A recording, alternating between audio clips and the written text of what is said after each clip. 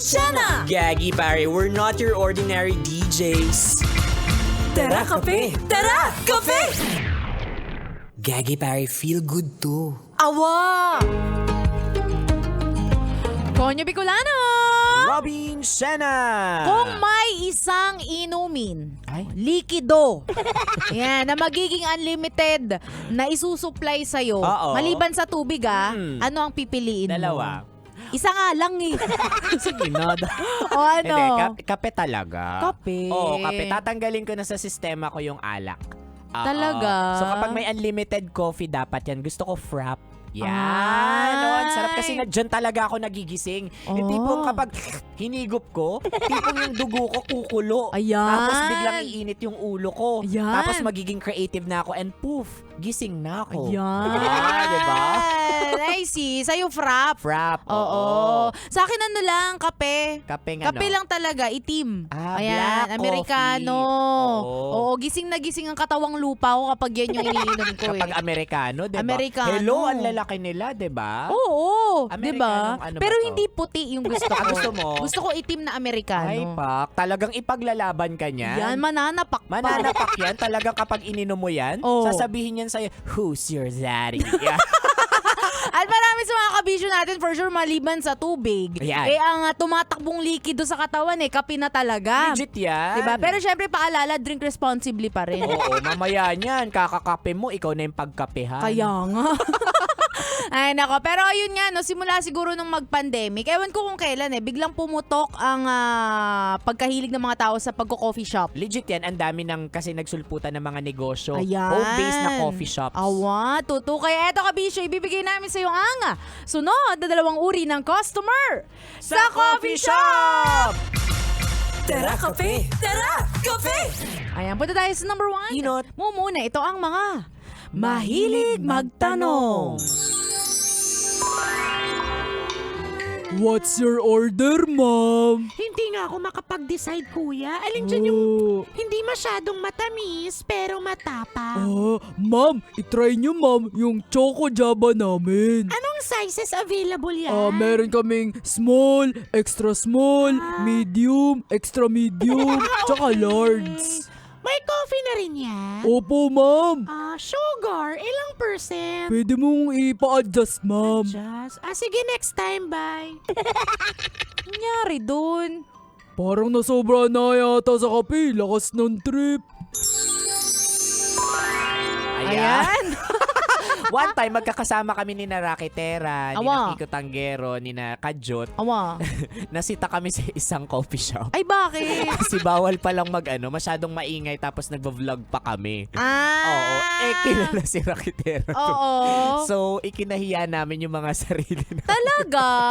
Ngayon ko lang nalaman yun May mga specific na coffee shop. Natsyempohan namin ganun. Awa. Kapag nagsasama-sama tayo, di ba? Parang laging may content. Totoo. Parang laging may show. Totoo. Ang ingay natin. Ngayon na ako nakarinig ng ganyan na kasi usually mga coffee shop, gusto nila na may content creator kasi Oo. libre kagad na promotion yun sa kanila. Sa kanila, no? So ano yung coffee shop na yung library? Nagagalit kapag maingay yung mga tao. Basta parang nire-review kunwari namin yun. Okay naman. Awa. Medyo maingay lang talaga kasi tawanan kami and all. Pero yun nga yun, tama yun. Somehow may mga coffee shop na okay, may mga Awa. coffee shop na hindi. At the end of the day, si customer Totoo. dapat kalmahan mo lang. Oo. At saka make sure mo naman kung magtatanong ka, bumili ka rin. Oo. Diba? Sayang yung oras ng barista, nag-makeup yan. Kaya nga. Nag-retouch yan, Oo. nag-foundation yan. Tama, tas nag-i-English pa yan. Oo, diba? Diba? Ikaw kaya i-memorize mo lahat ng mga ingredients. Oo, Ang hirap nun. Diba? Tapos nagre-retouch ka pa. Ay, nako. Anyway, that's number 1. Punta naman tayo sa last but not least, number 2. Apat. Pangadwa, ito ang yung totoo. Padua. Kulang ka pa rin sa kape. Ito ang mga aesthetic. Picturean ko na, isa pa nga. Jessa, kailan mo ba ubusin yung kape mo? Naubos na namin lahat-lahat to. Ikaw parang di mo pa nababawasan yan. Tapos tignan mo, magtatatlong oras na tayo dito sa coffee shop. Nakakahiya, ang dami na naghihintay sa table natin. Naghintay sila, pinipicturean ko pa para aesthetic. Girl, Jessa, lusaw na yung prep na in-order mo. Ubus na rin yung memory ng cellphone mo. Ano naman, masyado kang KJ. Picturean mo na nga lang ako. Dalhin mo. Ay, naku, Jessa, akin na nga. Ayun! Oh, ayun, perfect. Post ko na to. Ganda ko ang ganda ko dito. Hello, Jessa. Andito ka pala. Mar, oo. Uy, nga pala, Mar. Friend ko si Robin Shena. Hello. Hi. Jessa, di ba sabi mo sa akin acidic ka? Bakit nagkakape ka na naman? Para aesthetic. Bakit ba? Aray, excuse me. Magsisiyal lang baho. ako. Ang sakit ng Ano ba tiyan yung ko. baho? Naku, Mar, bukod sa acidic yan, tignan mo, lactose intolerant din yan. Ayan. Ayan. I feel you, Jessa. Lactose intolerant ako, acidic ako, pero coffee is life. Ayan, mga addictos sa kape. Oo. Kahit hirap na yung mga tiyan nila. Yan. Kaya dahan-dahanin mo lang, Kabisyo. Importante, gising ka at alam mo kung para kanino ka bumabangon ngayong araw. Ayan, bumangon ka lang.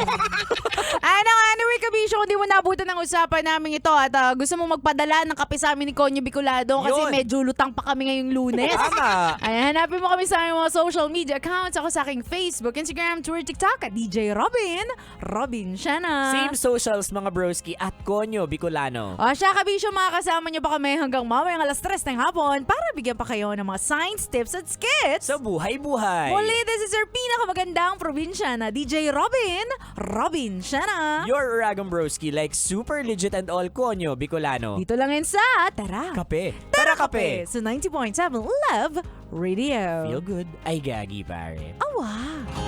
Tara kape! Tara kape! Konyo